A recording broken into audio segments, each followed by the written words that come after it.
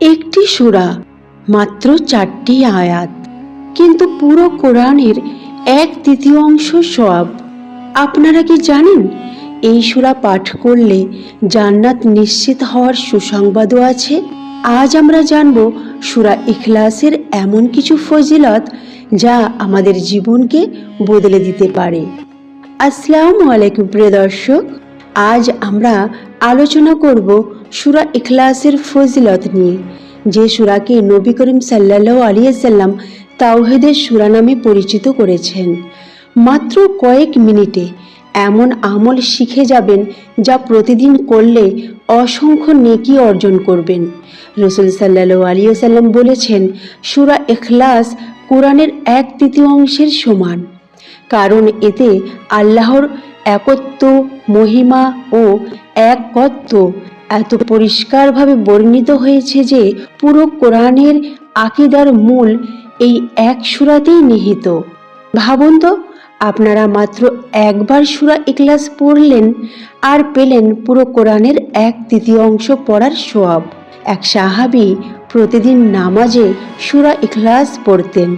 লোকেরা তাকে জিজ্ঞেস করলেন, কেন প্রতিদিন নামাজে একই সূরা ব্যবহার করেন? তিনি বললেন, আমি আল্লাহকে ভালোবাসি।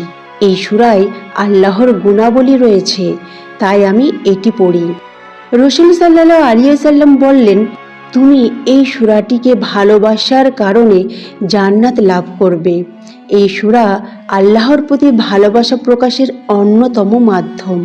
যে ব্যক্তি আল্লাহকে ভালোবাসে, আল্লাহ তাকে ভালোবাসেন।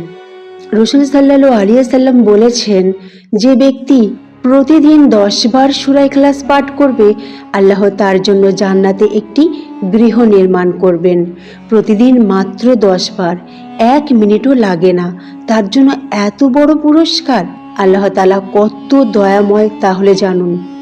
অনেক সাহাবী কষ্টের সময়ও সূরা ইখলাস পড়তেন, কারণ আল্লাহর একত্বকে মনে করা, তার শক্তি স্মরণ করা মনের ভয়, দুশ্চিন্তা দূর করে।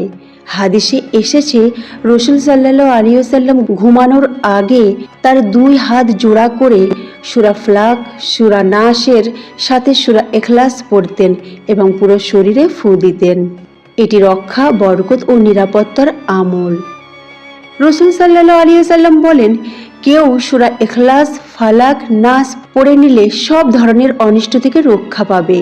যে ব্যক্তি সত্যিকার অর্থে বিশ্বাস থেকে এটি পড়বে, তার হৃদয় অহংকার থেকে মুক্ত হবে, আল্লাহর ভয় তৈরি হবে, আল্লাহর প্রতি দৃঢ় ঈমান জন্মাবে।